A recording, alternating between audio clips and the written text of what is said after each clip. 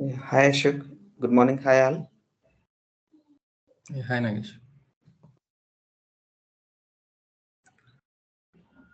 Okay. Uh, hey guys. Today we're going to start about the AWS, means how exactly the AWS came into the picture and how exactly it works out. So before going to AWS, I just want to give you a briefing about cloud computing. What exactly the cloud computing? What are the benefits of the cloud computing? And how exactly the cloud-based architecture works out. So, do you have any idea what is cloud? What is a cloud computing? We are saying AWS, we are using anything. Is a Yeah, okay. please. Cloud is a virtual storage area where it can be accessed from any area and any point of time. How? How you going to access it? At anywhere, any point of time, how you are going to access it? Through network. Yes, that's right, through internet. So the thing is that cloud computing is actually a process of delivering the IT services like such as processing, storage, databases, networking. So whatever the requirement the organizations have through the internet, over the internet, whatever they are providing, it is called cloud computing. The process, the references means to the delivery of services, as we mentioned, databases, networking, storage, whatever you are giving it to the end users over the internet is called as cloud computing. So these services means they are delivering the services. These services are being run in a data centers across the world. So these can be accessed any organization or maybe any user through the internet from anywhere. It's just a simple logical thing when we use it. So like if you see the gmail.com. So to use the Gmail, you don't have any specific thing with you. You just have to have an internet and just open your browser and just click on the domain name gmail.com. So obviously you will be able to access your mails and everything. So that's a simple cloud example. When you are using a gmail.com without having anything, means you don't have to have a specific app, nothing. You just go to the browser, open your mail account, gmail.com, and you can log into your credentials and you can start using it because you just need the internet for that. And if you have a system, if you don't have, you can just go some other net centers also. You can sit and just look into it. So a simple example is a gmail.com. So and Facebook, you can see the Android apps. That's a different scenario. That's basically they are giving usable access. But when we started the browsing access, where if you are using it, so the Facebook also the same thing. Just go to the browser, open facebook.com, log into your credentials and start chatting with your friends, or maybe seeing the posts and what exactly you want to post a photo. So these are all the cloud computing, means they are delivering what you needed, means they are providing you with all the features what they wanted through the internet. It's called cloud computing. Any questions, guys? No, sure. Carry on. Okay, cloud computing is actually means I will give you an example. Suppose means before you know that how Facebook got started. The Facebook was started. The Mark Zuckerberg started it with his friends in a small garage. So where he was using it for to share with friends, means to chat and everything. So basically it got started, and from there it to went to their university, and from there it went to a global scale. So means the pitch which they started and it became a global scale, means that way it increased, means once it got hang of it, means people started using it a lot and everyone got connected to it.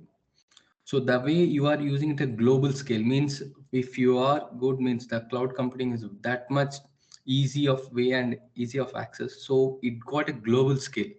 And what cloud computing is very good is that you can pay what you use. You don't have to pay means suppose like on premise and everything, whatever if you want to start an applications, if you want to start an uh, organization or maybe anything, you have to pay everything. Like I'm giving a normal example. Suppose if you are in a house, means you want to build a house, and you want to build your house according to your customizations, means according to your will, how you want. So how you going to build a house? First you have to buy a land, and after buying the land you have to get all the raw materials, and after getting all the raw materials you have to stay there, and you have to build each and everything. Means you have to organize, means you have to tell them how you need it, how you want to see that, how, means for every step you have to be there, because you need the house according to your customization. Suppose if I don't want it and I just want to stay in a house, I just okay, I don't have any nothing, I don't want to take a headache of building the house and I want to stay there, I will just pay the rent, I will just stay in a rented house. Pay as you go means you can want it and you just want to use it, you will just have take a rented house and you will start living in it, because you don't have to want to go everything built. Because if the house has been built and you want to do it, you have to do it from everything from the scratch, because you want it the way you like. But if the house is already been built, and if you same way, means someone has already built and it has been as your custom requirements, you can just go pay the rent and you can just start staying there. The maintenance and everything will be taken care by the owner, because it's his house and he will be looking into it, and he will be just paying you will be paying your rent and you will be using his house. The same way you pay what you use. That is called cloud computing, makes the very biggest thing. Users will pay what they use, whatever the services they are using, for that only the organizations, the users will pay to the cloud computing. And the two main users of cloud are end users and business management users. What is the difference between end users and business management users, sir? The end users uses the cloud services for proprietary benefits, means for their own, for their for themselves. Means suppose if you are buying a watch, it's for you. If you are buying a house, it's for your home, for you and maybe for your wife or maybe for your family. Business management users is that they utilize the cloud for an organization level. Means suppose someone is using the cloud, means suppose AWS, means Facebook is using Facebook, means suppose whatever the means business is using, they are making it as a market for them, they are taking it for their organization and they are selling it to the users. Means they end of the day it's for users only, but the business management is taking themselves and they are building the application on top of it and they are giving it to the users. Means they are using their own and they're also giving it to the end users. So the two type of main users of cloud are end users and business management users. If you guys have any questions, let me know. In the meanwhile, let me share my screen.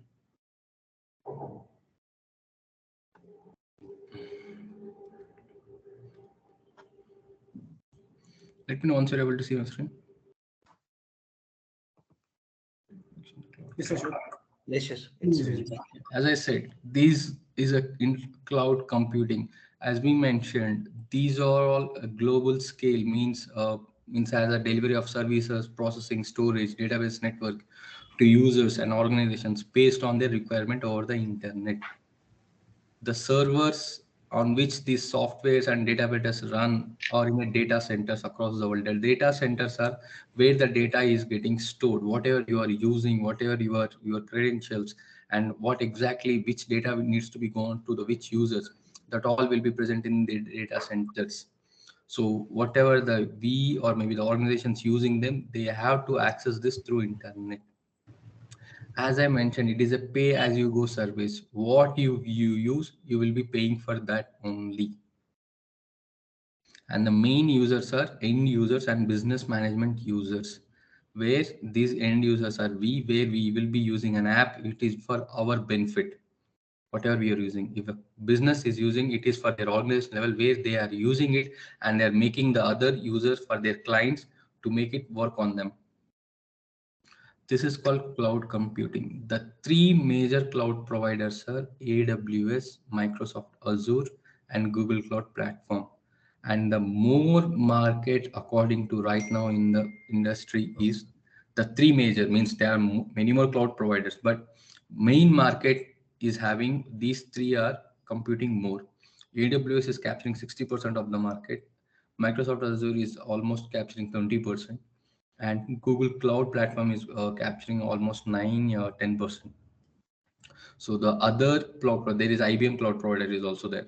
So there are many more cloud providers, but right now we will be hearing these names a lot because these three are topping the market right now. Any questions, guys? No, Ashok. Carry on. Ashok, one small doubt is that. Yes. Ashok, Yes, go on, Nagesh. is there any pay difference between end user and management users? See, whatever you are going to use, it's up to them. Means if the organization is taking it and see, suppose if you are want to take a one service for you only, for one, and if an organization is taking it, is not taking for them, right? It is taking for an organization purpose, means it will be for 1,000 people. So 1,000 people, they will not be using one service, they will be using many more services.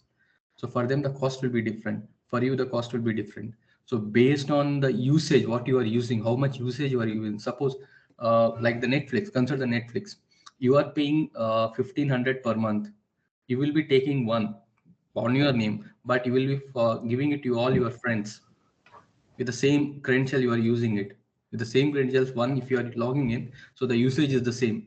But if the same organization, the Netflix, if it is a business management and many people are logging in with the different credentials, because they have to create different credentials to log into different management accounts, so the usage will be more for that, because you will be creating more credentials.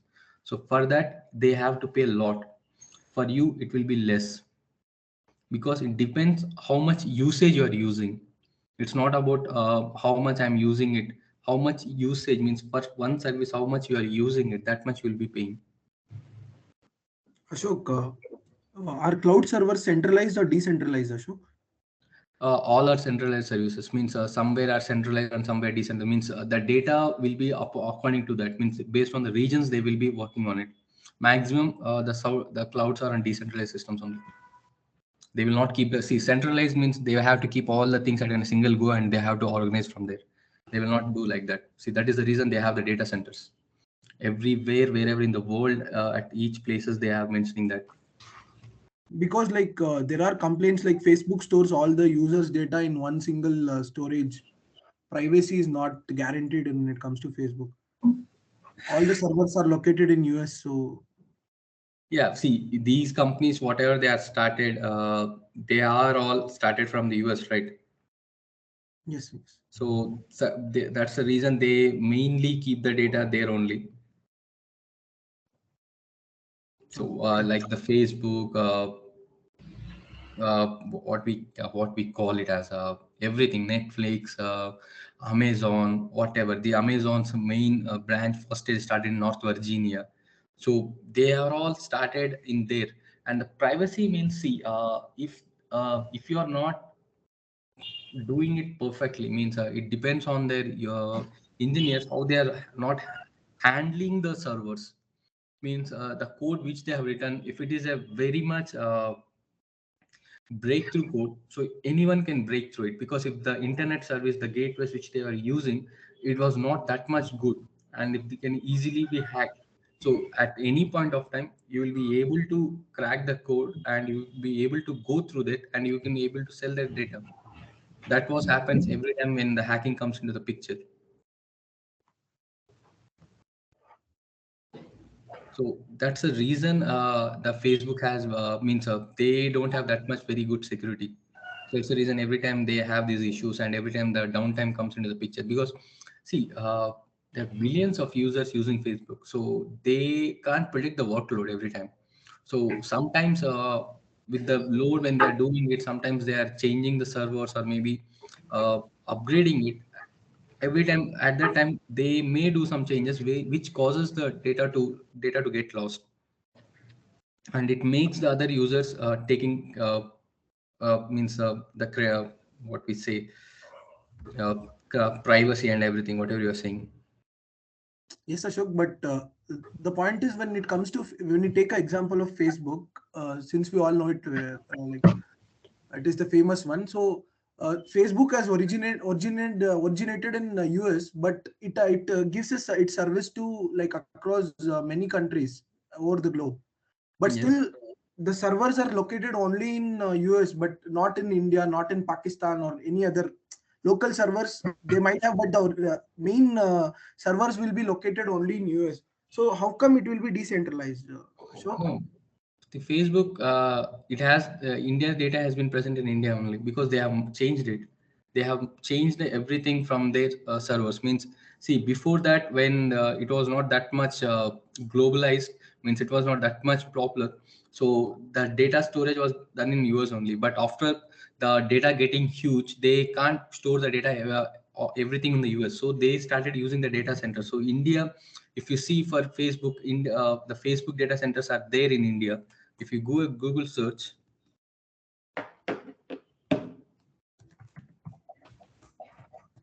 they uses these things. I mean, they are the Facebook also uses AWS services.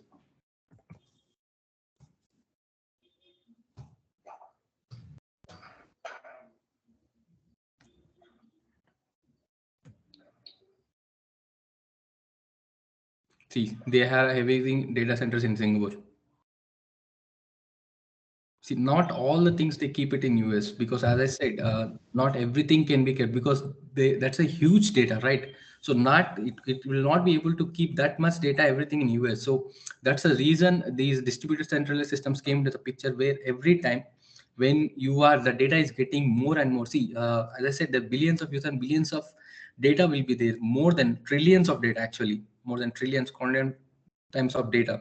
So they have to store it. They can't store everything and they in US. So that's the reason they distributed the centralized system. See, for every region they have mentioned to this region. So this will be the data center where it provides. For AWS, now consider for Mumbai. If you log in here, let me show. See, if you see here, this is the data center. See, for India, this is a Mumbai place for the South, AP South. For this will be the place, this region will be the one where the data center is present. So whatever the people who are is logging at that part to the Maharashtra, to the Mumbai, to Bangalore, everyone, they can use this data center.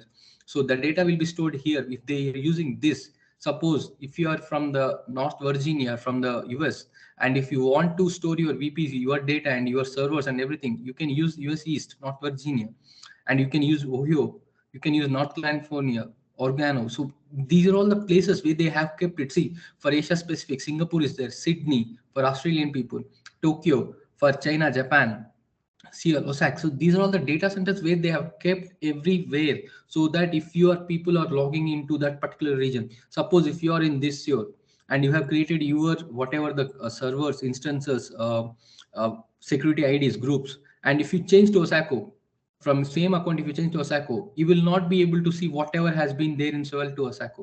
If you want, you can try from your system itself, log in North Virginia. So now I'm North Virginia. Now if you see, I have security groups, 3, launch wizard 1, 2, and these are different names, right? Now if I change this to AP specific Mumbai, see. Ashok, like we you now just now you changed from North Virginia to Mumbai. Now your data will start saving in India's location. Is it, Ashok? Yes, because in Mumbai, I will be having my specific data. So I will be having whatever have been created here, it will be present here. It will not be considering to US. Now, if suppose if I want to create any instance, if I go to EC2 dashboard, see, there are 2 key pairs because I have only one in US East Virginia. There is a different key pairs. If I change this, see, clearly see the key pairs are different, right? Training and new. If I go to US North East North Virginia, see, what is the key pair? See, every data will be, every regions, the data will be stored according to that. They will not be having, they will never gonna mix that. If they mix, that will be a blunder. Yeah, because this AWS is a distributed, but there is one cloud platform where users global. Google. Google will be having a global VPC where it will be using all the regions data. If you are from any region, they don't care. So they will be having all the data in a single availability zone. So the availability zones, and I will explain you later. That is the reason. So these AWS are distributed means if you are taking it to, if I say Asia Pacific Tokyo, I will not be having anything because I have not used at all. I have not done anything in Asia Pacific to this reason. See, so this way they keep the data according to that. They will keep using. And for your instance, if you have created any instance in this here and whatever you have done in this one, it will be to this particular region and to this particular availability. So this will not be able to see by the person who logged in US East, Northeast, or maybe from the Mumbai. It will not be able to do that.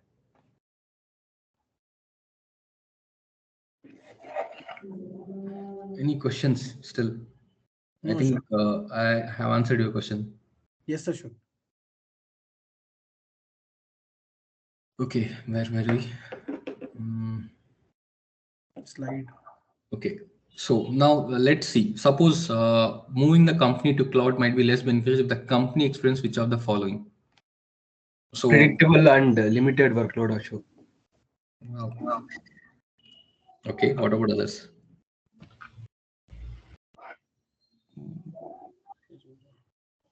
Yeah. Predictable limit. No, I don't think so. Is it heavy workload, Ashok? No, think about it, think about it. Ashwan said one. What about you and Nagesh? Less beneficial and predictable. See, I will just give you an example. Suppose you are a company and you know that how many users you have, how much workload you will be, it will be there for you. Suppose you have 10 users and 10 users are using the system from the past 1 year. So for that 10 users, if you move to cloud, because the application is stable and everything is there and you have the system which is on premise. So if you are using that one, so and if you want to move to cloud, is that a good thing for you?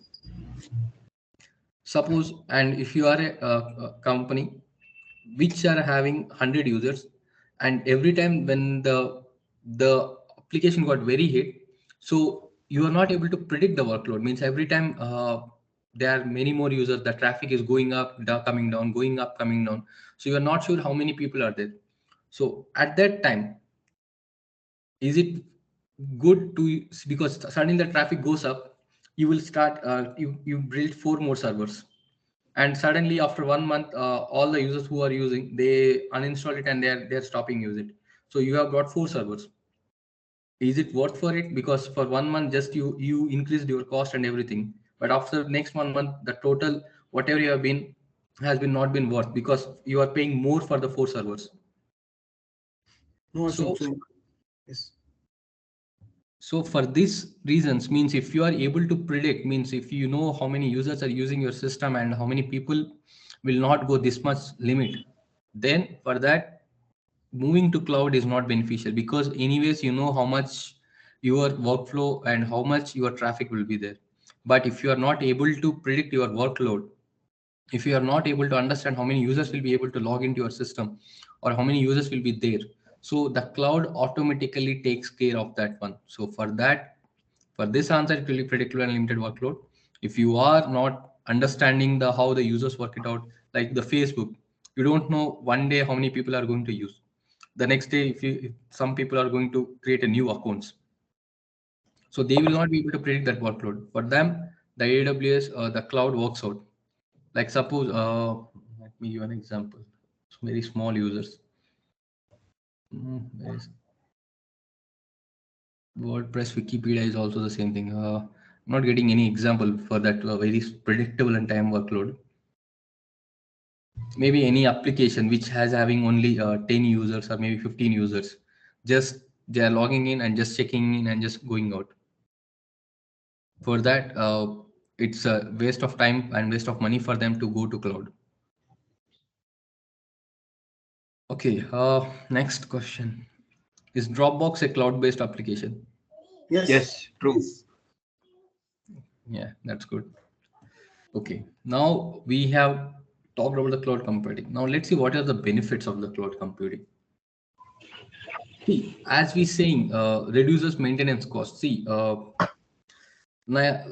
as I've mentioned, suppose a company which is a startup, they don't have anything. They have they came up with an idea and they want to introduce into the market. They can't afford the servers, can't afford the maintenance of maintaining the servers and everything.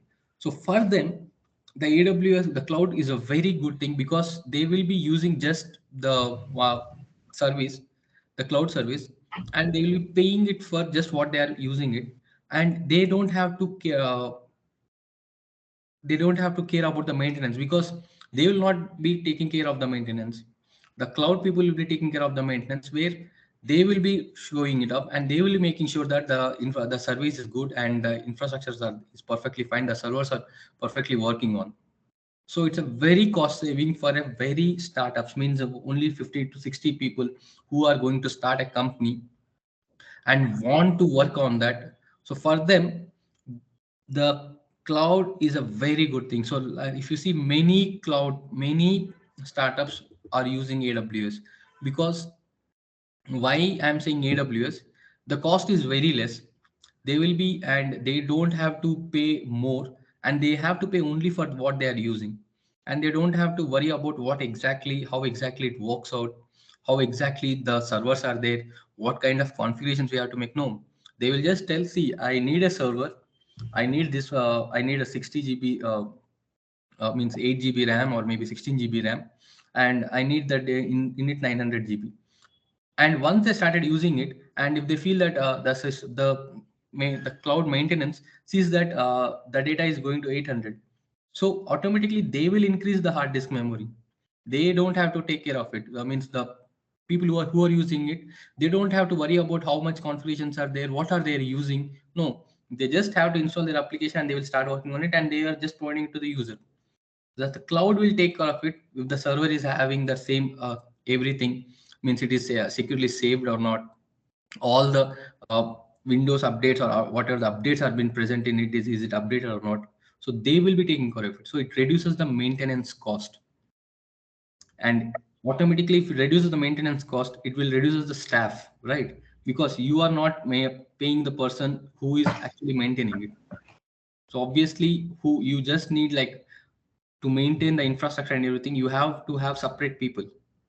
You don't have to worry about it. So automatically the staff, whatever you are having, you will be reducing. You will be working only on the development part.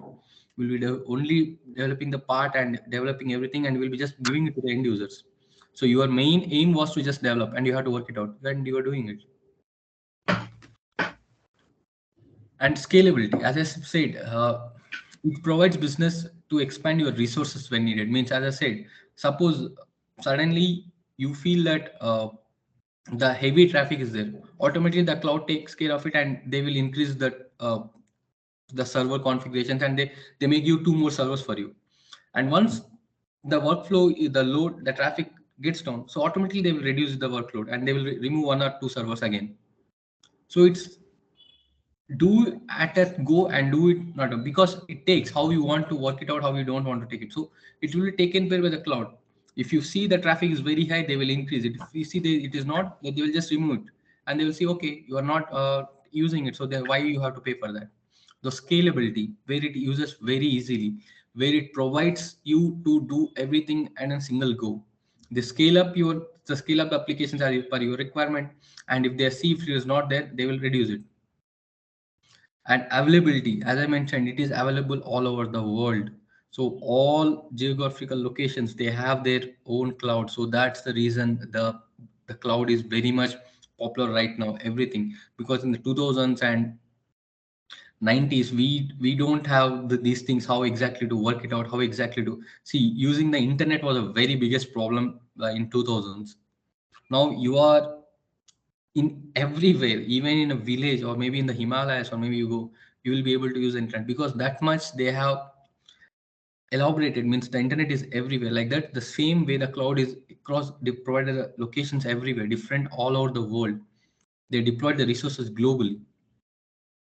Security, see, they have the security very much, as I mentioned, they access the data and applications, and they secure it very perfectly. And see, if you have to crack, it will happen at any times, but it is up to them how they are actually securing. But considering the fact from the on premise, the cloud is more secure, because here it will not be seeing who exactly, how the public IP will not be provided of that server.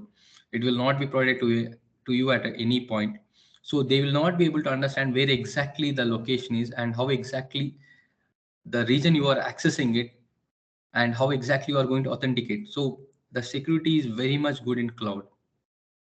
And data storage, as I said, whatever you are paying, you are going to use for that. So that much opt for the exact amount of storage, how much they wanted.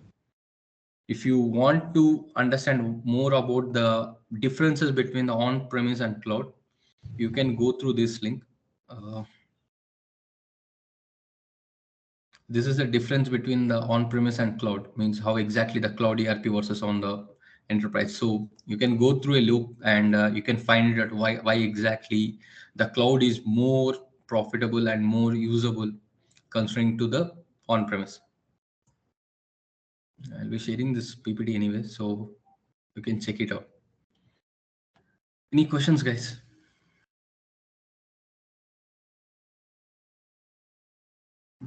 I'm just giving an overview just to, anyways, we will be using more on AWS, but I'm just telling you what exactly cloud, because you know, you need to understand what is the basic, why we are using these things. Yeah, yes, Ashok. Carry on, Ashok. Okay, now let's see, we have a question. Suppose cloud computing allows users to increase resource capacity when the workload increases. What kind of thing is that? Scalability. Scalability. That's right. So let's talk about cloud-based architecture now. See, we all know that you have an idea about the front end, back end. Do you have an idea what is front end, what is back end? Yes, Ashok. Okay, could you please explain it to me? Front end is what the user sees, I mean, which get displays on a screen. Back end is the coding part, the maintenance, all those things will be in the back end. Storage, data Yeah, storage. the front end is that whatever we are seeing, the applications, the interfaces, whatever we are seeing is called the UI. Everything is called front end. Means these are all being seen by us to the end user or to the client. Whatever they are seeing right now, we are seeing the system. Whatever we are seeing now, we are accessing here. The dashboard, the Skype, the Google, which you are seeing. These are all are UI. This is a front end. These are all called front end. The back end, which consists, means how we are going to access this link, how we are going to log in into this one, how exactly from which credential we are getting authenticated. These are all backend, means these are all called as backend, where these everything has been there, the data, the authentication, the servers, everything, infrastructure that are required to build is called backend. And this has been connected, the front end has been connected to the backend through internet, because without internet I will not be able to access the Skype or maybe to the AWS instance, everything, because I need the internet. This is a simple cloud-based architecture. This is the way how it works out.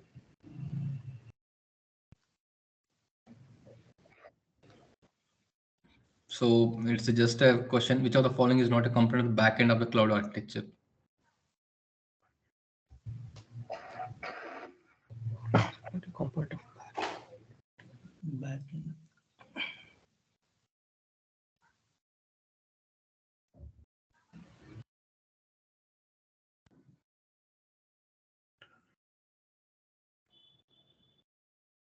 Come on, guys.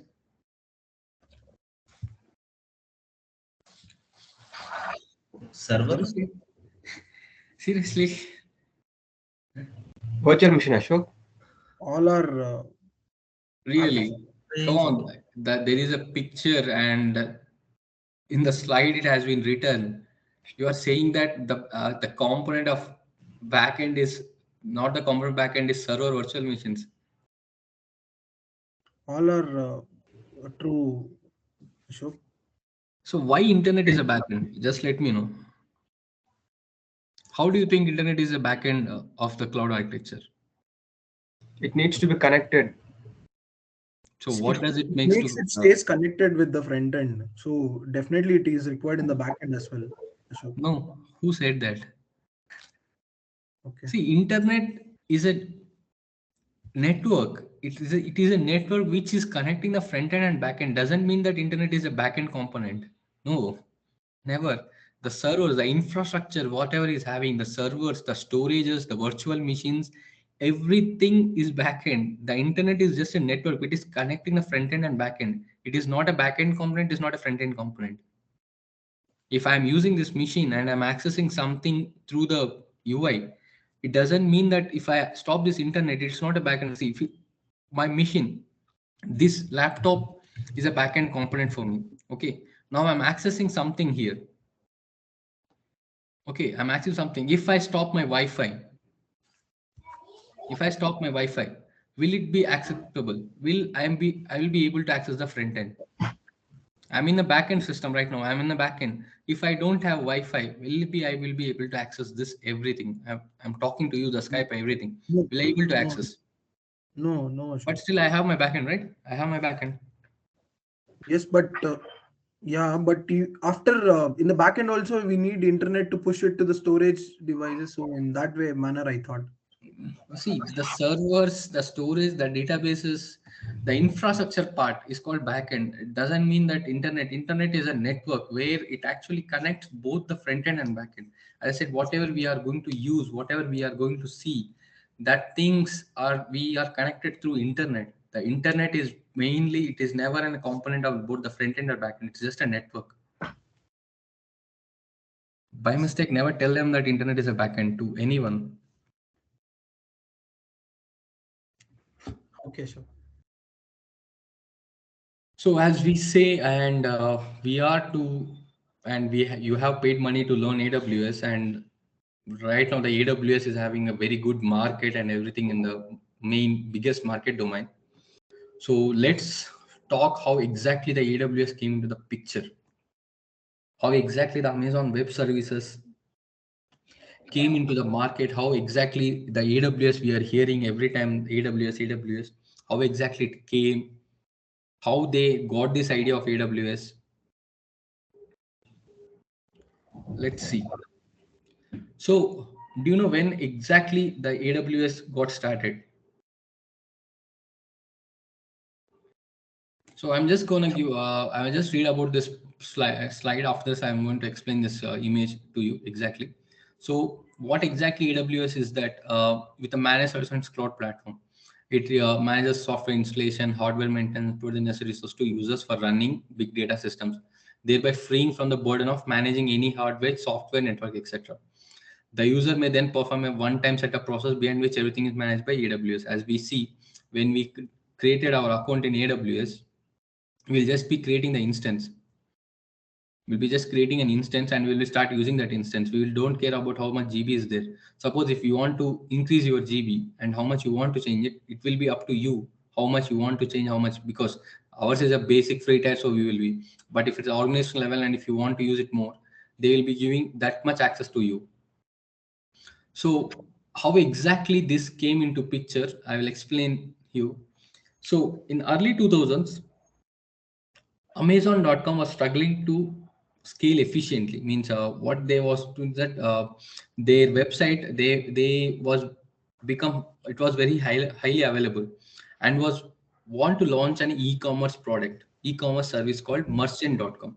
This Merchant.com they want to launch this Merchant.com, and they were struggling to scale efficiently, means they were not able to do it perfectly.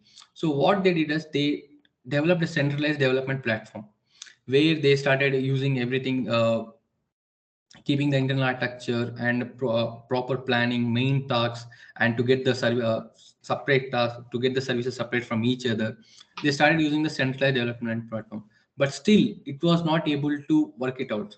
So then they came APIs, application programming interface, where they documented each APIs and it helped them to serve its own internal audience as well. And they started documenting this API structure for the standard internal service developments at Amazon. So these APIs, they started working on it, and they were working it everything, but still they were not able to create the applications very quickly, because to create a database, it was taking for them 3 months. So everything, the databases, the storage servers, and to compute the servers also, it was taking months to build for them. So each individual team had to build their own resource. Means every team, means whoever has been working in Amazon, they have to build their own resources, and with no planning for scalability. Means suppose they, if the, as I say, the traffic goes high up, the goes down, so they are not able to do that.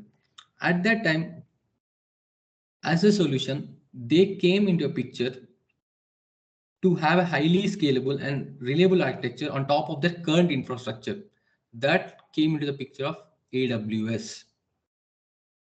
This AWS came into the picture with this set of APIs. They, what they have done, whatever they documented and whatever they've started using it, they were able to work it out, and it was working for the internal teams. They thought, okay, if it is working for us, this with these APIs and with this whatever we are, the infrastructure we are having, and whichever we are having, and with this APIs, if we target it a lot, so then they came into picture of launch of AWS. The AWS came into the picture, where with this whatever they have been provided, the infrastructure, the APIs, along with, they made a highly available and scalable reliable architecture on top of their current infrastructure.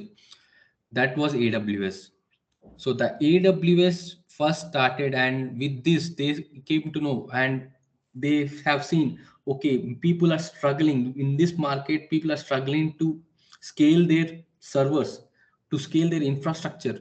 So this was a very good time to introduce into the market. So they introduced this AWS as a separate entity, and that came the picture of AWS into the picture, where they started selling these services to everyone. They said, we will be giving our infrastructure, you just don't have to worry, you just start using your application on top of our servers, we'll be taking care of everything. The first AWS service they started was SQS, which was the first service to be released by the AWS.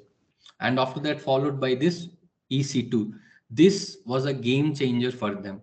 Once they have started, once they have given the EC2, the launch of EC2 came into the picture. That was a game changer for AWS, because with this, they were able to scale a lot. They were able to give all the services to each and every startups and every organization. So that way it came into the picture, how AWS came into the picture. And after EC2, it came, the S3 came into the picture. So this is the way how exactly the AWS born. Do you have any questions? You can ask me. Right now, AWS offers, before that they were really only basic features they were giving it. Now, right now they are giving 200 plus services. How exactly you will know that? You can go through here, click on the services, all services. So these are all many services that AWS is giving to us. It's our basic free tier, so we will not be seeing that much, but this is the, for organization it will be different. These many services. When I think in 2018 or 17 there were 175. Right now it got more than 200.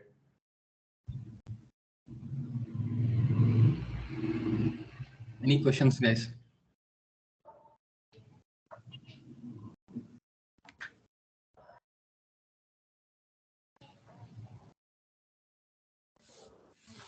Come on, guys.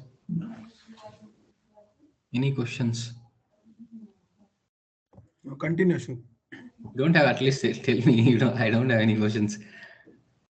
Like, what is EC2, Ashok? Like, I mean, is there any like instance? See, this is a server for you.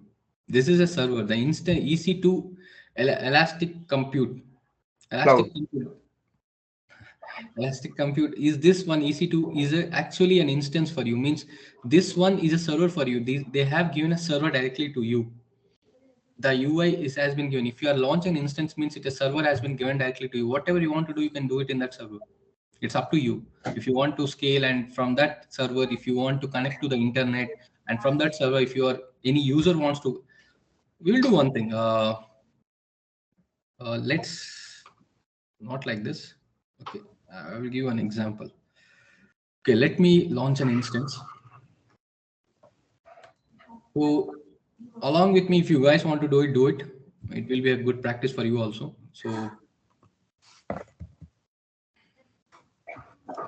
why I am doing it, I will tell you. Come on. I'm taking Ubuntu. So you can also take Ubuntu.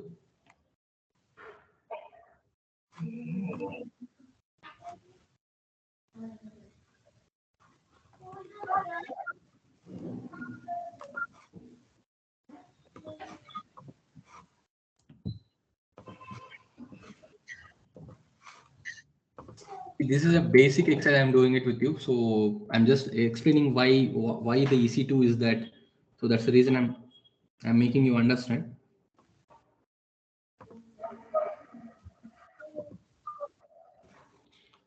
So okay, if you want, you can do it along with me. It's up to you. But this would be a good practice.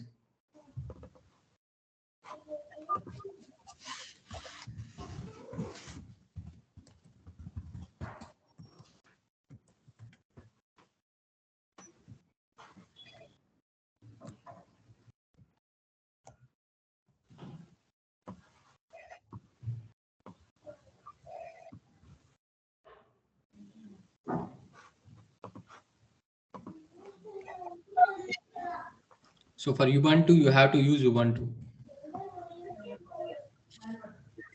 Amazon, you have to use EC2 instance. EC2 user, sorry. So let me go to as a root user. Now I'm in home Ubuntu.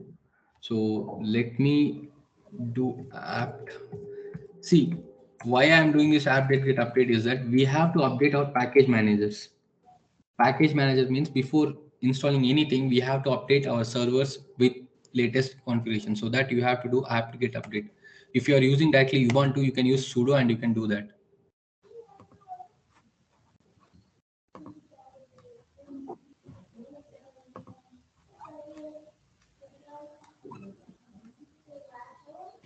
Now it's done. Now I'm going to install one Apache where it will be accessible through internet.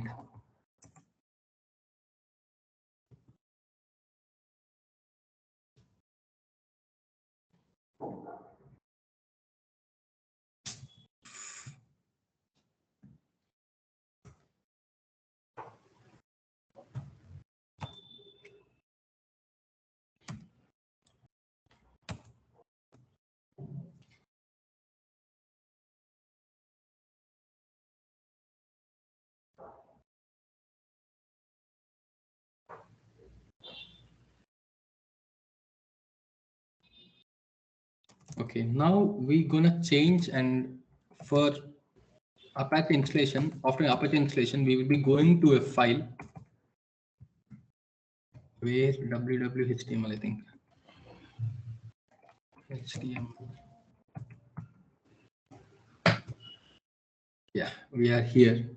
And what we are going to see whether what the file is there or not. Yeah, index.html is there. Okay, now what we are going to do is that we are going to create a file, echo welcome to DevOps.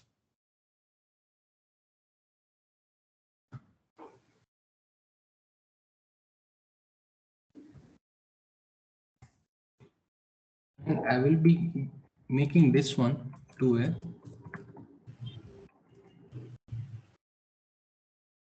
welcome.html. Okay. If I click ls, the welcome.html is there. Now, what you gonna do is that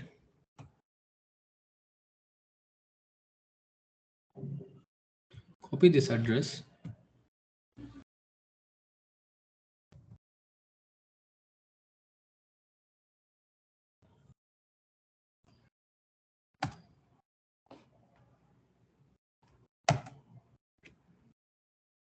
Now you will see something.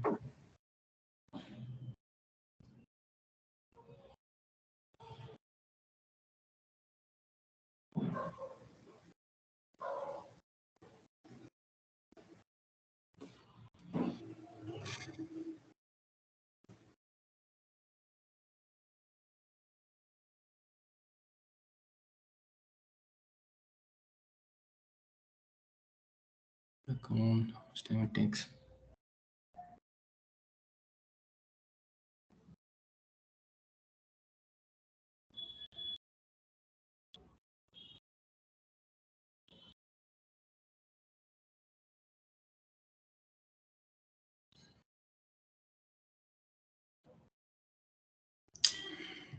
Wait a minute.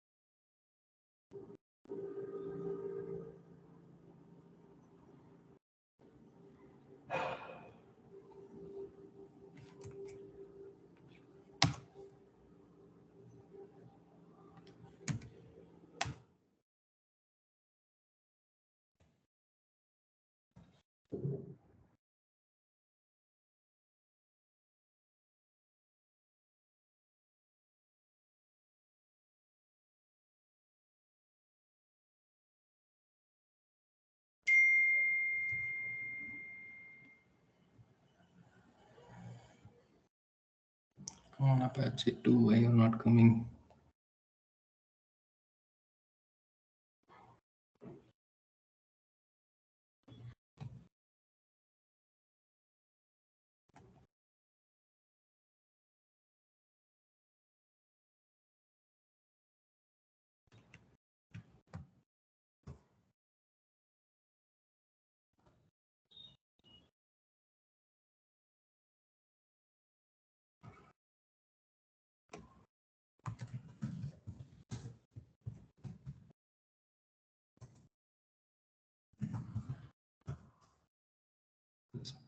It's running, why it is not coming?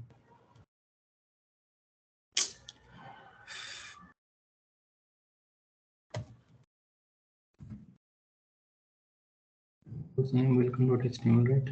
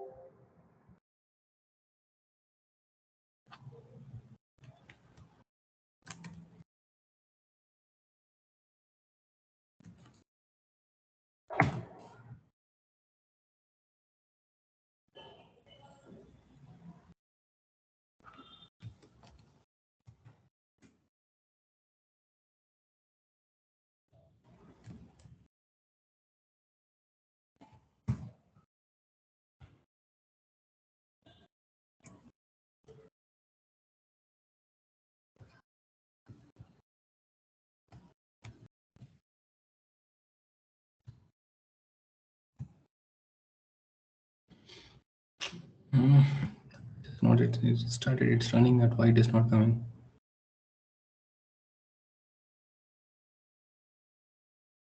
Just a minute, guys.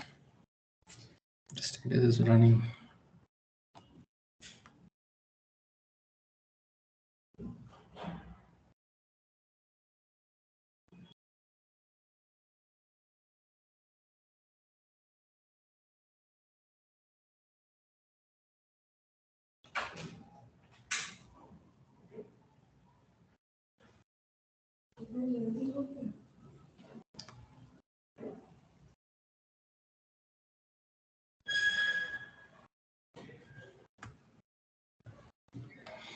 Just a minute, guys.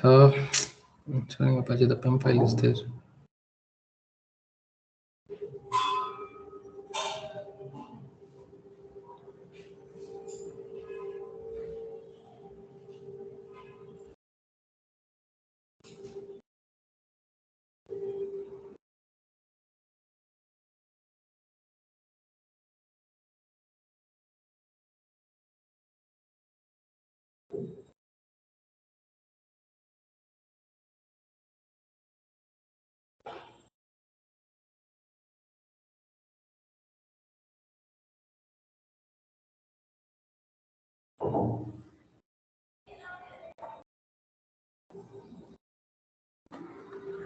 It has to come. Why it is taking gateway out?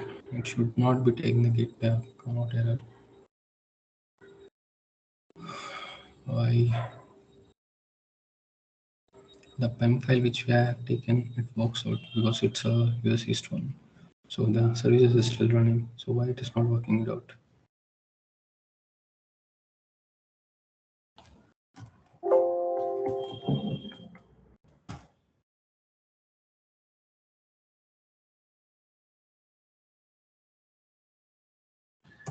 I don't want to do SSH because it's public key.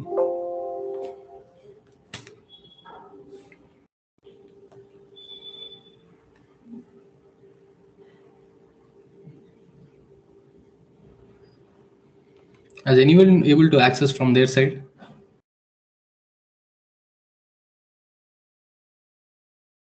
Are anyone doing the access with me at least? Trying, Ashok. Exactly, it is coming for you. Actually, this. Okay, just wait a minute. What is the security protocol we have used here? Yeah, and the TCP is 0.00, so should not throw any error.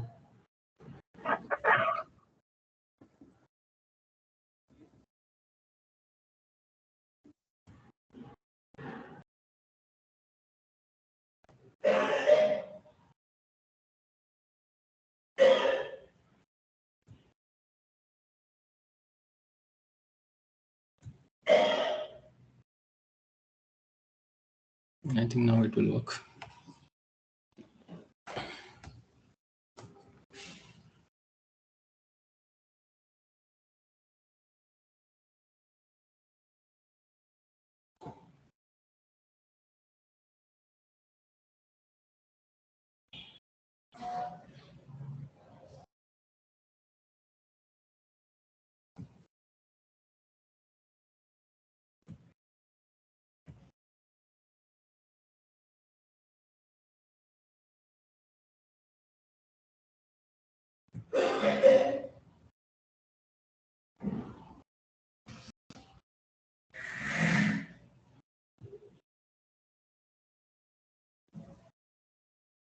See.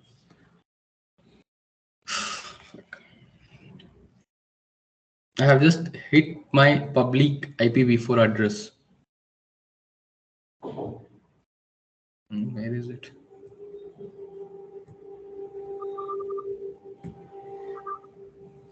I have just hit my public IPv4 address. Why it was not working was that the security group which I have not provided the internet access to it. So that was the reason it was not able to access the outside network. See, are you able to see? I have just installed the Apache 2 and I am able to see on a default page. This is index HTML. Now, if I just provide welcome .html.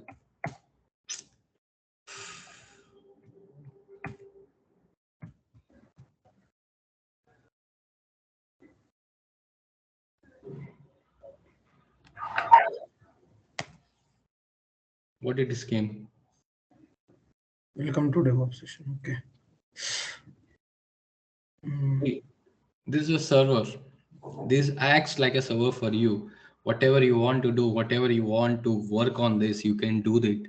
And if you want to access the public internet and from this server, if the user wants to access your URL something, it can be used like this. This is a simple basic example. So come on guys, let's do it from your side. I just want to see. I'm just going to give 10 minutes. So do it. Yes, sure. Anyone wants to share the screen, they can share it.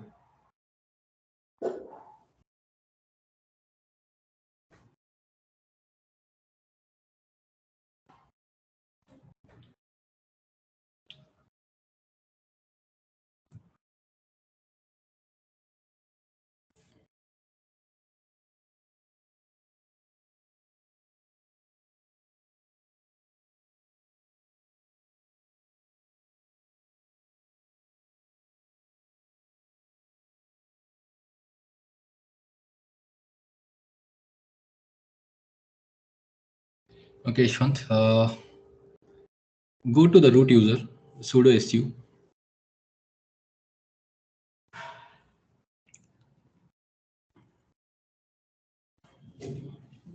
Wait a minute.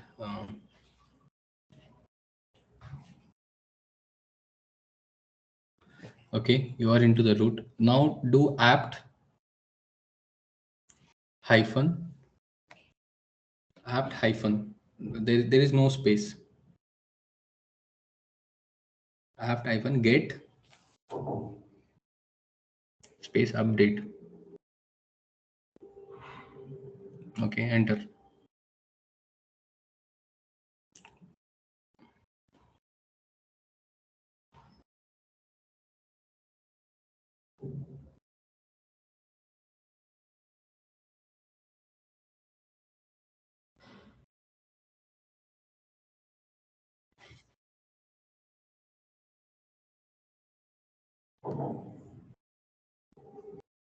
Okay, done. Now do one more thing. Apt get same thing. Install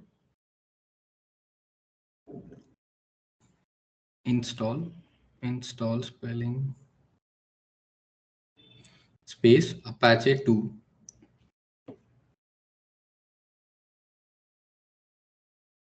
Just enter. Click a Y.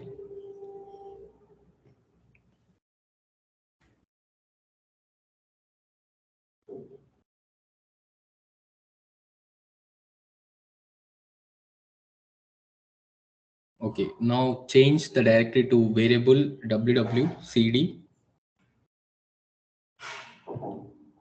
No, why dot dot? Why are you doing dot dot? I'm saying cd space variable var hyphen ww. Oh, sorry. Forward slash. Sorry. My bad. Is Ashwin sharing his screen, Ashok? Yes, here is. You are not seeing it. No, I'm not able. I thought you are telling him over the call. Sorry. I'm not able to see his screen is not visible, Ashok. So what he is doing, I am not sure. Means he is sharing he's sharing his screen. Are you not able to see it? No, Ashok. Okay. Let me share my screen in the C. If you are able to see that. He's joined. Okay. Now you are visible. okay. I'm stop sharing. Ishwant, could you please share your screen now?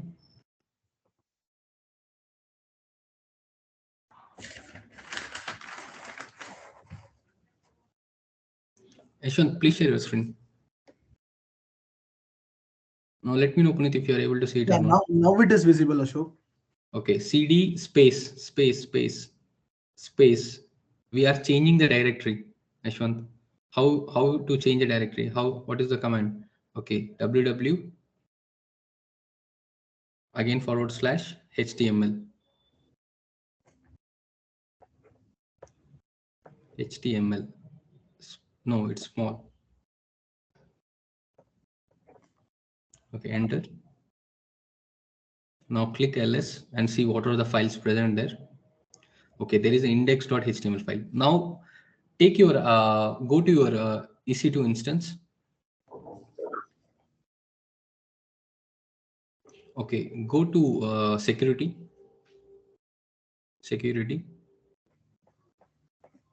Go to the whatever the wizard, just go there to that security group. Just click on that security group beside launch wizard 4, right? Click on that. Now click on the edit inbound rules. In the inbound rules, come down a little, there will be edit inbound rules. Click on that.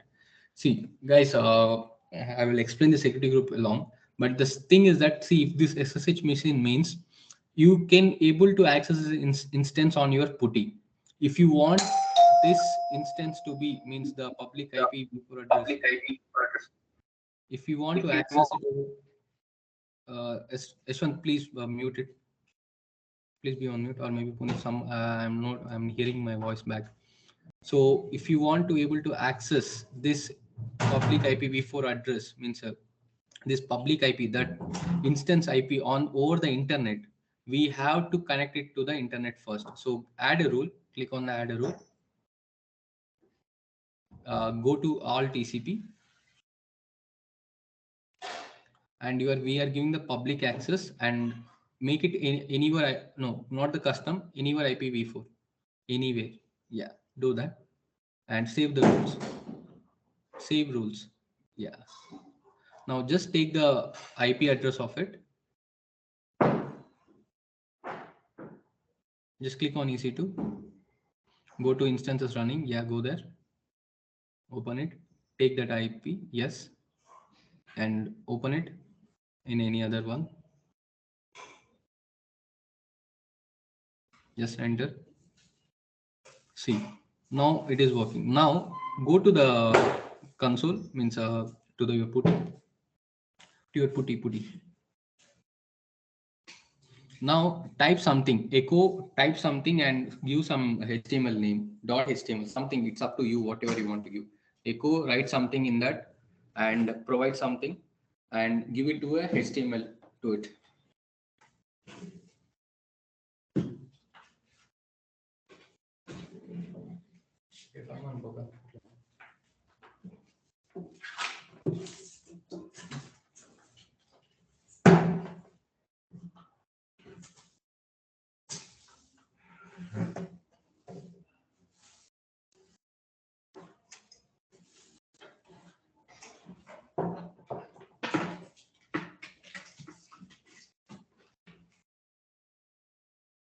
It's up to you, whatever you want to give, you can give. Okay, please, first line HTML. Okay, space, you are given correct. Then after that, give some name and .html. It's up to you, whatever may be the name. Give the file name .html. Give some space and give it. We are directly entering this line and we are creating the file automatically. This is a Linux command. Go on, give something. Okay, enter.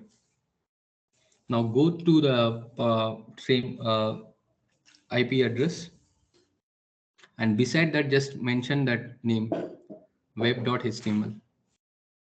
You have to give a slash.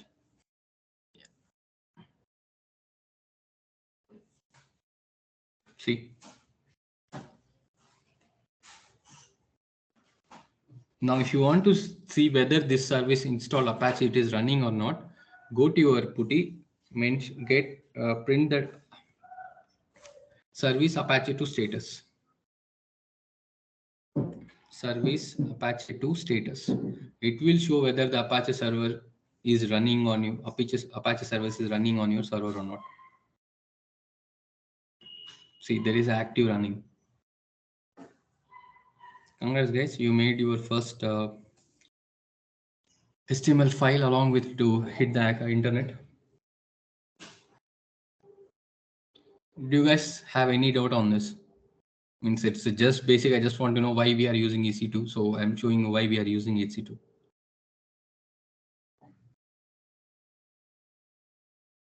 Any questions? Ashok? Yes, Ashwant. Here we are using directly, we will be writing the line what it should needs to be displayed in HTML page, right? It's up to you. You can write 100 lines also in that file. It's up to you. No. Rather than using this web page development HTML, CSS, JavaScript, here directly we can load that writings and we can directly give to that page. Sorry, I didn't get you. Like we will be using HTML, CSS, JavaScript, right? Yes. See, this is a basic example. I just want you to see how exactly the file looks. Means that's for the Apache it's HTML. So that's the reason I just mentioned a HTML file. Okay, okay, sir. It's not like that I'm going to mention you CSS, HTML, JavaScript. No, I am not. That is not possible. That depends on how exactly and which service we are going to do. For Apache, it's HTML file. So we just want to show you how exactly it can be accessed through internet. So I'm just showing you. That's it.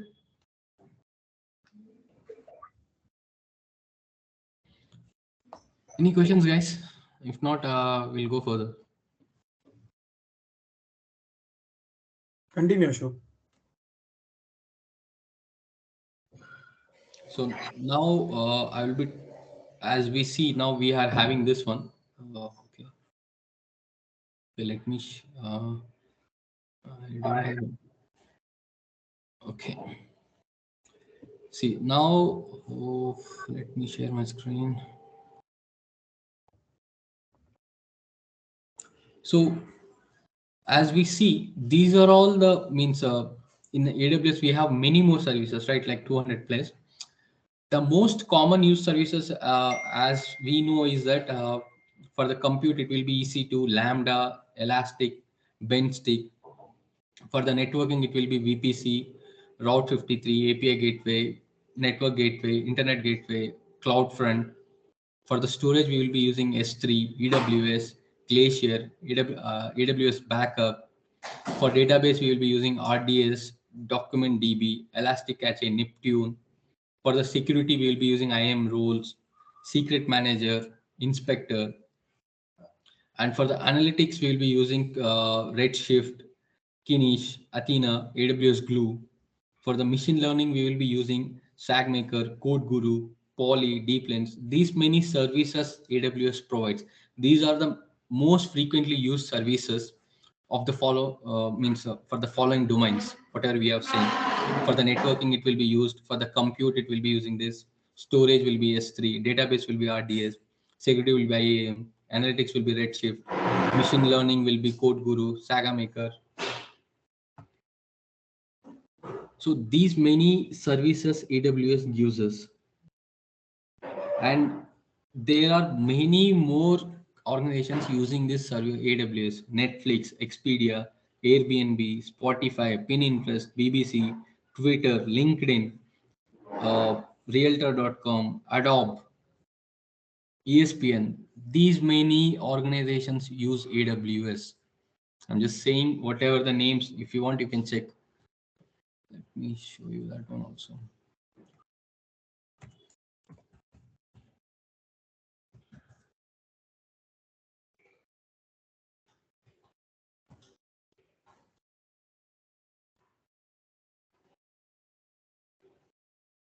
See, Netflix, Twitch, LinkedIn, Facebook, Turner, BBC, Baidu, ESPN. So these many services, many companies are using AWS services. And Apple also uses. Sorry, I didn't mention that company. These many companies use AWS. As I said, they are very much easy to use and they are very free. The infrastructure and everything what they are giving, they are best in the market. So that's the reason people use AWS a lot.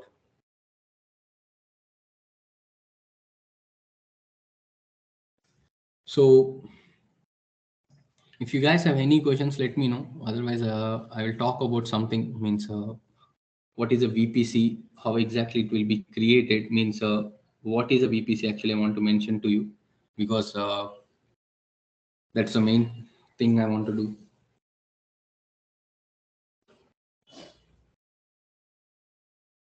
Yes, Ashok, start with VPC, bro. Ashok. So see, now as we see, everyone means suppose we are using it here, means North Virginia, US East, and whatever we are using this region, we are using the default VPC, means it has been provided to us by Amazon directly. This is a default VPC. See, if you are going to a VPC,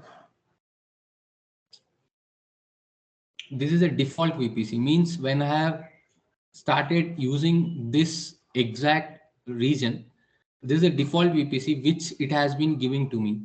Means if whatever I have been creating and whatever I've been doing in this Amazon virtual private cloud, VPC is called virtual private cloud. This VPC allows me to create AWS resources, whatever has been in this virtual network that we define. Means in this VPC, whatever I have been defined, I will be using this, whatever been the instance, everything will be. If I create a new VPC and whatever I will be using, that one is called a customized VPC. Because if some organizations don't want to use this VPC, means not the default VPC, and they want to have their own internet gateways, own APIs, own load balancers, so they will be using customized VPC. Because if they create this VPC and see VPC and more, and they will be showing you the subnets, the route tables. See, if you see with this VPC, I will be having US East 1A, 1B. So this will be the subnets. And with this will be the route table, which will be accessing the network connections to other networks. So these will be the ones which it will be giving me the options. And the main thing is that in these VPCs, we will be able to use IPv6 also. Along with IPv4, this also works for IPv6. We will be able to access IPv6. If we create only VPC, means for other subnets and everything, we have to create on our own. See, if you are IPv4 CDR block, IPv6 CDR block, tenancy, default and dedicated, means if you want to use it for only for this purpose. So what exactly? And the tag is that what exactly you want to keep the name. So the complete control over your virtual network, the complete control means with this VPC will be having your own complete control, and what IP addresses you want to select, what are the subnets you want to connect, what are the route tables you want to create, network gateways. This will be done in all the VPCs. But if you are having your own customized, it will be not provided to anyone. And in this VPC, you will be able to log in and we will be able to check whatever you have created, and it will be more secured than default VPC. So to create, this is the process. If you want, you can create and you can keep it.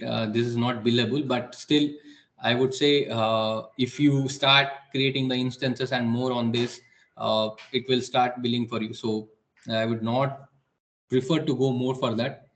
But as I mentioned, this will be the one which will be having to talk. Let me share my this one. I just want to explain. See, this is a AWS account. I'm just gonna explain this why exactly I'm mentioning here. This is a AWS region, whichever we are having you. What is exactly the region is? Where is it? Oh, I didn't mention the PPT. Okay, wait a minute.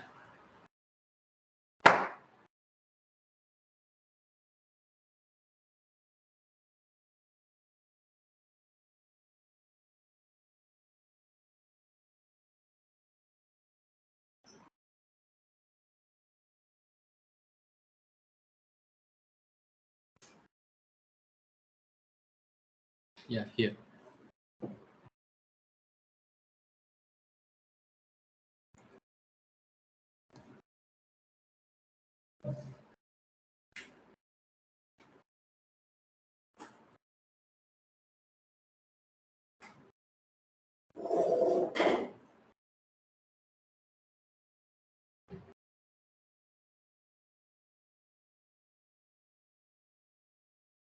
See, these are all the regions where they have their data centers.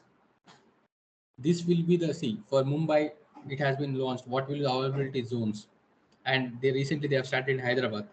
What it has been there? Availability zones: Thailand, Singapore, Hong Kong, Seoul, Tokyo, Osaka, Indexia. And if you go to North America, Canada West, Oregano, North California, AWS Google Cloud. There will be North Virginia. Where is Virginia? See this here, the North Virginia. This is the first one where they have their first data center and first it got started. So this one they will be providing the availability zones. The availability zone where how many instances, how many networks it will be provided. So this AWS region, for that particular region, they will be having that VPC, means that data center. In that data center, if you create a VPC, this is a VPC, means you are whatever you are going to create. This is a VPC. In that VPC, this will be availability zones. The availability zone where you will be having your own private and public subnets, and this will be accessible to the internet. See, with the NAT gateway, means I will explain everything in the next class. I'm just showing the figure how exactly it connects to the internet. So there will be public subnet and private subnet. The public subnet will be accessing to the net, and the private subnet will be providing the database to the web servers. Means it will be accessing inside to public subnet to the private subnet, and this will be the local. Means this will be using its own route table where it will be accessing the data to its local, and it will be providing to the credentials, and it will be connected to a router and internet gateway. So this will be accessing through the cloud. So this is exactly how a picture looks in the back end, how exactly the VPC works out. What will be the public subnet, private subnet, and what is a NAT gateway. I will be explaining everything in the next class, but I'm just showing you the figure, how exactly it works out, how exactly the VPC shows in this availability zone. So if you see, these are elastic IP addresses. These will be connected to the internet, to the internet, and the internet will be mentioning how exactly it needs to connect, how exactly it works out. So we can connect it to the internet gateway. This will be accessing and providing, you will not showing your public IP to the end user, to the customers who are using, so that it will be accessible through a domain network that will be using the internet gateway. The router will be configuring how exactly which uh, credential should be go to which network, to be to the public gateway or to the private subnet, how exactly it needs to be taken care. It will be provided here. So this is actually how a VPC looks. I will be explaining clearly when I'm started working on it. I will be showing you everything, but this is the way how exactly the structure looks of a AWS VPC works out. Any questions, guys?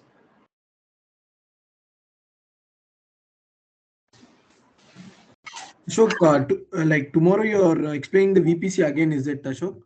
Yes, I'm gonna do it everything, because I'm just showing you here, but I will be explaining how exactly it works out, how exactly the availability zones are there, how exactly each servers which has been in the public subnet, the database servers to the web servers, how they are actually accessing it.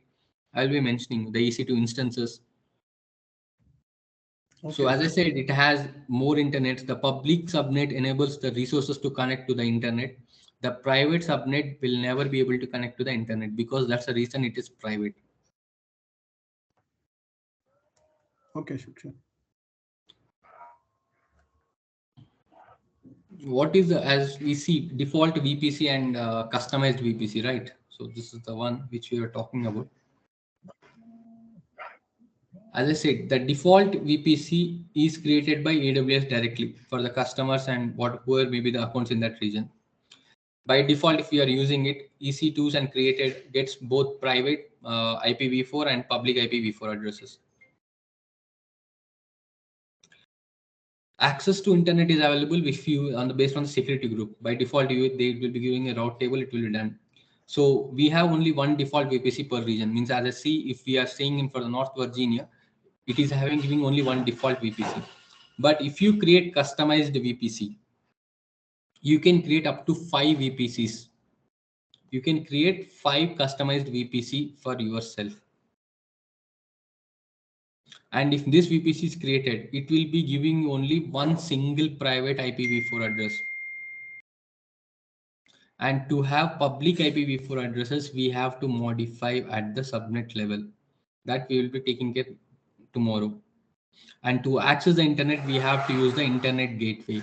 That we will be talking how exactly the internet gateway means. When we start working on the Terraform, we will be seeing how exactly the VPC gets connected, means the based on the VPC, how we are actually connecting to the internet, to the internet gateway, IGW.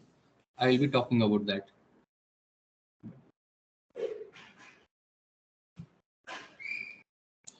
Meanwhile, I have one more thing to discuss about the security groups.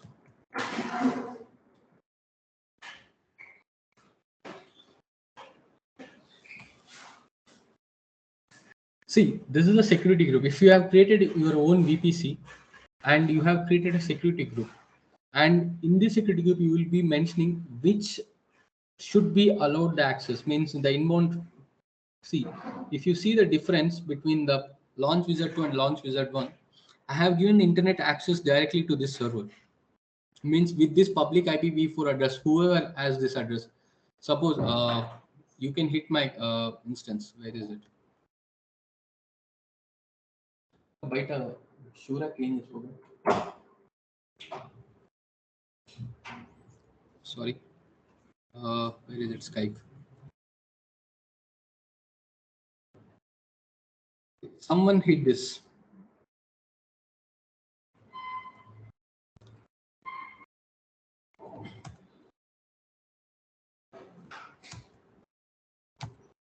Someone hit this and tell me what exactly it is coming for you.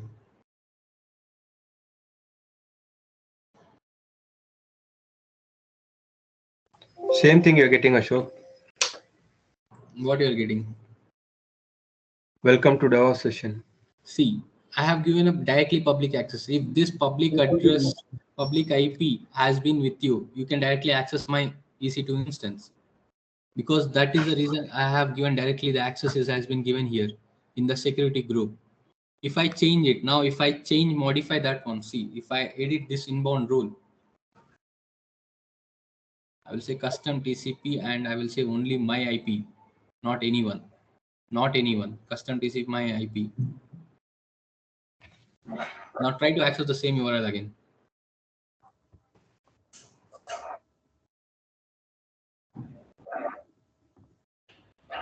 It's coming same, Ashok.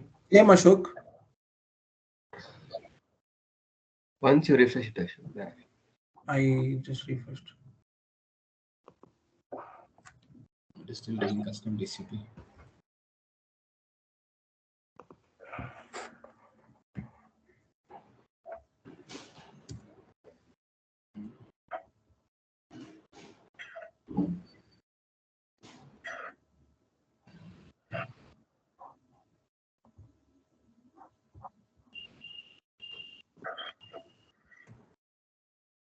No, Ashok, it's not displaying now.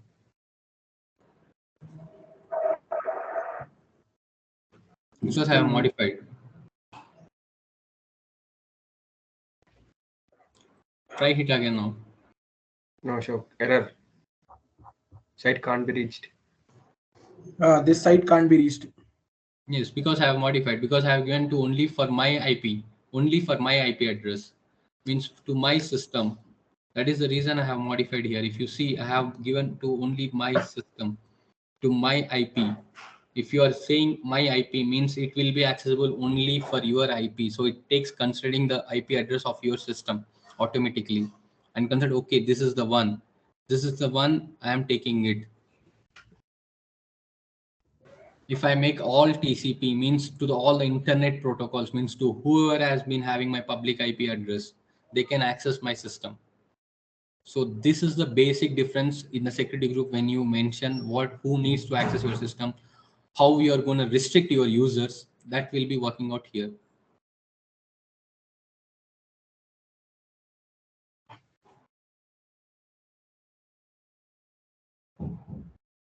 It has taken all TCP. It will be working out for you again. Did you guys got what I'm saying? Yes, Ashok. Sure. I mean, if we customize in this manner, none of the other users will be able to access our HTTP. Is it, Ashok? Yes, no one will be able to access. This is a HTTP, right? And if you want to have it as a HTTPS, we will be connecting to the internet gateway. That internet gateway will give you HTTPS and a domain name, amazon.com or maybe facebook.com. The DNS will be provided from internet gateway. And the internet gateway will be like, as I have shown in the picture, this internet gateway will route you to the router, means to the access, how exactly it needs to access and which server it has to go, which database it has to hit. Suppose in So, this VPC, we will be having 10 instances and all the 10 instances are connected to internet gateway. This internet gateway will make sure that how exactly the data which it has been hitting to go which server, which thing. And in between there will be application load balancers where the data has to be managed to which load, means by seeing in which server how much data is there. It will be working on that. So this is the reason I was mentioning about the VPC security groups my IP. If you give inbound rules all TCP, you can say EC2 instance. If since IP is my IP, so you will be able to access only by your system. The basic difference what we have talked. but still we have got public and private. Is it not, Ashok? How can others access our IP? Public and private what? Like we can like while sharing, only we will be able to make it public or private. Oh, so like if it is Public and public private. only, people will able to access, right? Then what is the use of this VPC, Ashok? Public or private, what exactly you're talking? I'm not able to get your question. I mean, accessing our files, What files? our repositories, Ashok. That's Git, right? No, Ashok, he's telling, Puneet is trying to tell, we are defining here public, and initially we are we are giving the thing like differentiating whether it is needs to be public or private. Again, why we are giving the See, this is a subnet. What is a subnet? I will explain you. This is a subnet. In this subnet, we are actually, see, if this subnet is there, this subnet is a one way how your servers will be accessible. Your servers. This is not connected to internet at all. If you are want to hide your IP address and no one will ever have to track you or hack your data, so we have to use the internet gateway where it will be accessing your data. And suppose here, if you give the private subnet, if you are providing a public IPv4 address here and you are providing to the internet gateway, someone will easily able to access this data. So this subnets make sure that your instances, whatever you have been present, will not be able to access by anyone. To enter into this server also, they have to go how exactly they need to find out their IP addresses. That will not be possible for them because the internet gateway will be giving different kind of addresses for them. So the VPC is a region where this will be present everything inside it. If you don't have VPC, you will not be able to. Suppose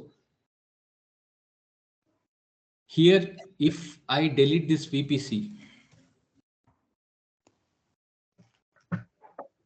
if I delete this VPC, I will not be able to use anything. See, if I am able to use this VPC, if I delete this VPC, I will not be able to use the Amazon region at all. I will never be able to, because whatever the instances I am creating, whatever the subnets I'm creating, whatever the route tables I'm creating, these are all created in this VPC. If this VPC is not there, I will not be able to do anything at all. I will not be able to use anything in this North Virginia region at all, because this is a virtual private cloud which has been given to me so that I can create my EC2, I can create my database here, I can create my internet gateway here, I can create my route tables here, I can create my subnets here. I don't want to use my default. I want to have my customized one. I will be creating my own VPC where I will be mentioning whether I want an IPv4 CDR manual point, means I will be mentioning with which region I want to the CIDR, how exactly I want to work it out. Maybe an IPv6 CIDR block, how exactly my VPC name should be. and how it should be accessed. I want to make it sure that how exactly it needs to be, the subnets needs to be mentioned, the public subnets, yeah, private subnets, and what route tables it has to configure, this ones, and how the network connections needs to be connected. And with this, along with this, we will be getting the internet gateway. And see, the DevOps, as a DevOps engineer, your main funda is that you have to make sure that your data should be always priority. It should not be accessed by anyone. And one more thing is that if you are working on infrastructure and you are creating the servers and you are doing any more things, you have to make sure that server should not be accessible by everyone. It has to be more confident, it has to be more secured. That way we have to keep our servers and we have to keep our data safe. That's the reason now the DevOps became as DevSecOps, Dev Security Ops, DevSecOps. If you want, you can check it out. If you still have doubts, I will explain you clearly tomorrow. Whatever you want to have, we can do it. And I may give some presentation also, means what exactly, how exactly the VPCs are there, means you still, I think you are not able to understand what exactly the VPC is, right? Yes, Ashok. Not I got it. exactly. I got it. It takes some time for the first time when you are using the AWS, because when you first logged in, you were just started using it. You don't have any idea what you are not.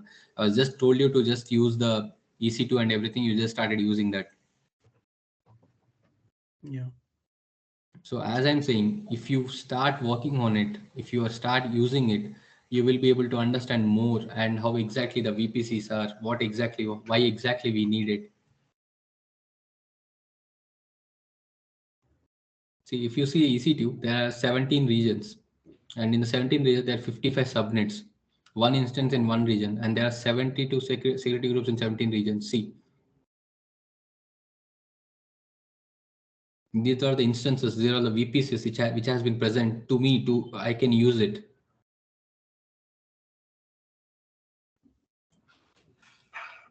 So,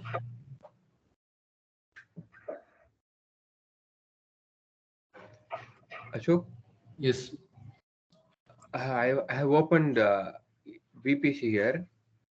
Okay. It is running like it will be running on its own, or like we need to create that. See, this is a default VPC. The AWS will give you a default VPC. Whatever you are creating, it will be present in this VPC ID. Okay. This is the VPC. This one will be having everything. If this VPC is not present, you will not be able to create anything on your AWS account. AWS instance means on this region of the North Virginia. In this North Virginia, they have given this default VPC.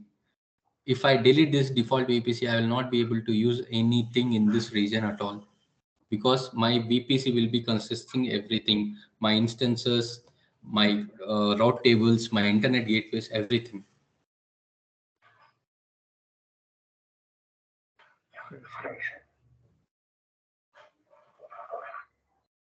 Okay, guys, let's take the class tomorrow. Make sure that, see, I need at least 3 hours, so you have to keep your time. So make sure that you are available for at least 3 hours. So if I have to explain it very clearly, I need more time, because whatever the dots. So go through your articles at least, man. Go through what is exactly regions and zones, what exactly Amazon EC2 is. You can just go through it and you will be able to understand at least a little. If you don't, I will explain you clearly tomorrow. Sure, Ashok. What time tomorrow, Ashok? At what time we are meeting? I will be taking the class at 11. Okay. Okay, Ashok. Sure. Okay. Sure. Yeah, I need 3 hours like that. So 11 to 2, yeah, something like that. In the between, I will be giving like the 10 to 15 minutes break, so that you can have something in between. Okay, sure. You at least understood what at least